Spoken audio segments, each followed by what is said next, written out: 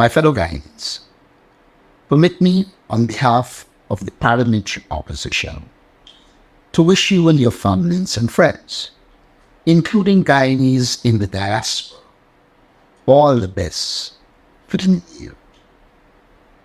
The year 2023 has come and gone, and the dawn of a new year. The occasion presents itself for each of us to dwell on the changes in the quality of life of our families and our country over the last 12 months. You all will agree that life has gotten worse. Let us ask ourselves, are we better off in our homes, our workplaces, our communities, and in our society? Are we happier and more satisfied? Are we more able to cope with the challenges of living in Guyana? Are we more confident and hopeful looking into the future? I'm sure most of us will answer no. It is unfortunate that the wealth boy, it is only benefiting the PPPC's elite, friends and families, while the mass of people are compelled to live in poverty and depend on remittances from the caring Guyanese in the diaspora. The PPP government has become more corrupt, more incompetent, and more divisive.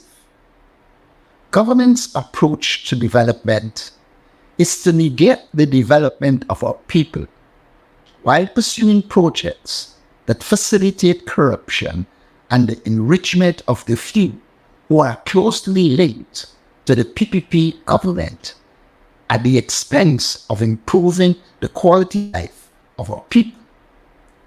Most Guyanese would agree that the PPP made 2023 one of the hardest years in living Cameroon.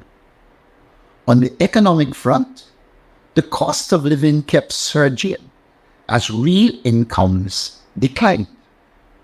Poverty and inequality increased. Living from paycheck to paycheck became a tougher challenge. Many parents, especially single parents, could not afford to properly feed their children. This Christmas, many families were forced to spend less.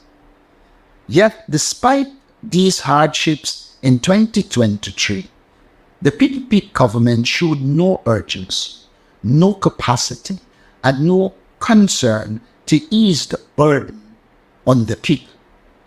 Indeed, the question most asked by Guyanese is, why is the oil money not reaching them? The answer is not a secret. Most of the oil wealth is enriching the friends, families, and favorites of the People's Progressive Party at the expense of the ordinary Guyanese people. My fellow Guyanese, let us note that at the end of 2023, the PPP has held office for 26 of the last 31 years. In the last 2 years, it has passed 2 massive oil budgets. Last year alone, the PPP spent close to 900 billion. That is almost $1 trillion. Yet, our country ranks among the worst on a range of human development or quality of life indicators.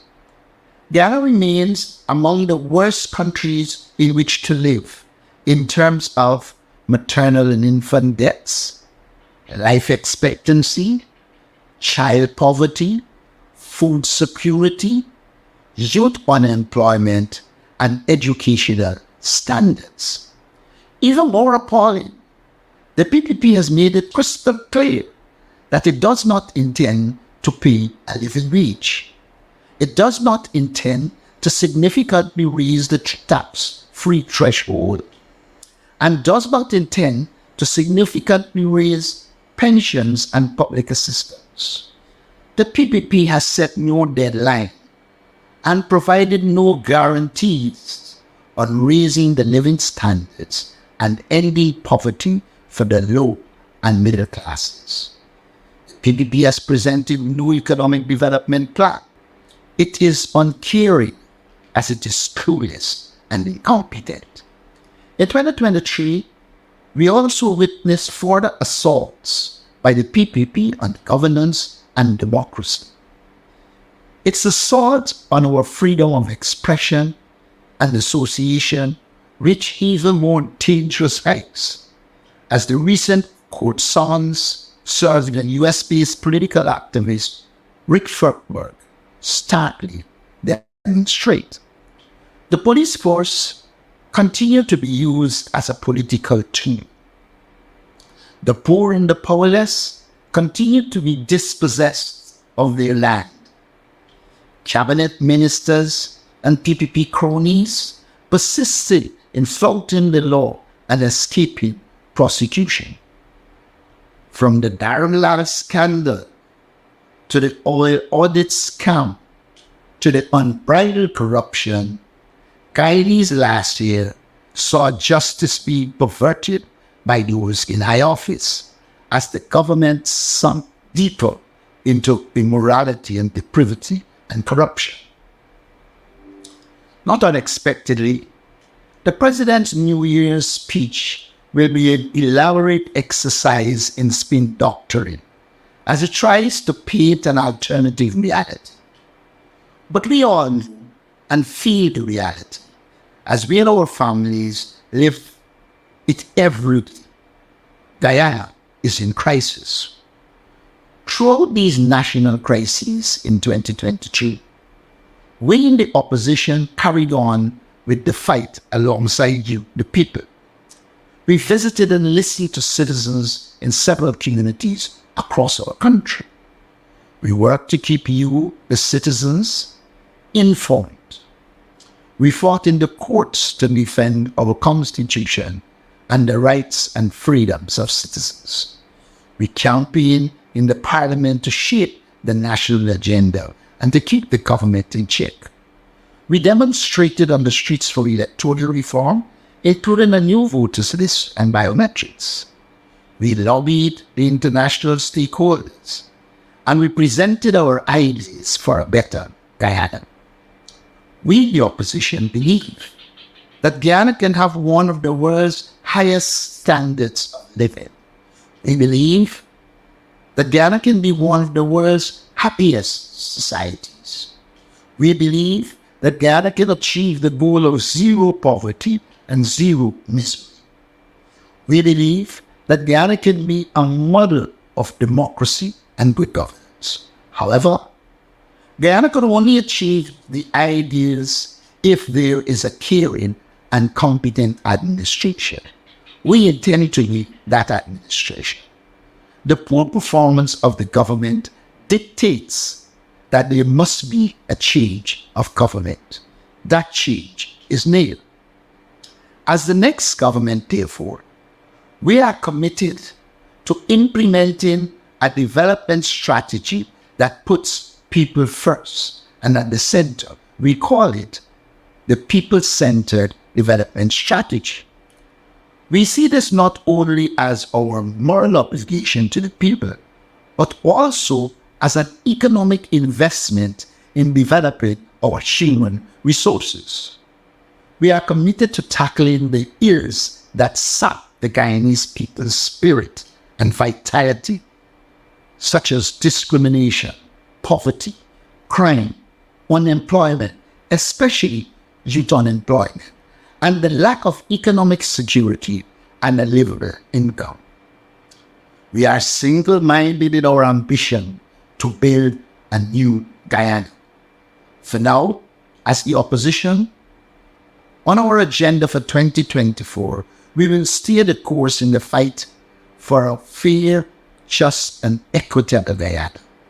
We will build more pressure on the government to implement cost of living relief measures and to ensure fair and equitable allocation of resources to our citizens. We will persevere in the defense of our democracy and constitutional order and the rights and liberties of citizens and communities. We will continue to expose government corruption, discrimination, and ineptitude. We will intensify our demand for a clean voters list and biometrics at the place of poll. We will persist in our vigilance to prevent the squandering of our oil wealth. We in the opposition will not relent on these and other fronts. Our people's livelihood is at stake. The destiny of our country is at stake. We call on all free-minded guys to join us in our campaign to rescue our dear country. Together, we can transform Guyana into a world-class and prosperous society. We believe that Guyana can become the envy of the world as the country where citizens have opportunities to realize aspirations and full potential. That is our vision in the coalition. That is our pledge. That is in our contract with Guyana, our contract with you, the people of Guyana. Unfortunately, the extant situation does not allow me to wish you a prosperous new year. But I take this opportunity to wish you all the best in 2024. As we face 2024, despite the past, present, and upcoming struggles under the PPP government, let us not lose hope and faith. Let us not surrender in frustration. Let us continue to pray for our nation. A new and better government awaits. Better times are ahead. All the best for 2023.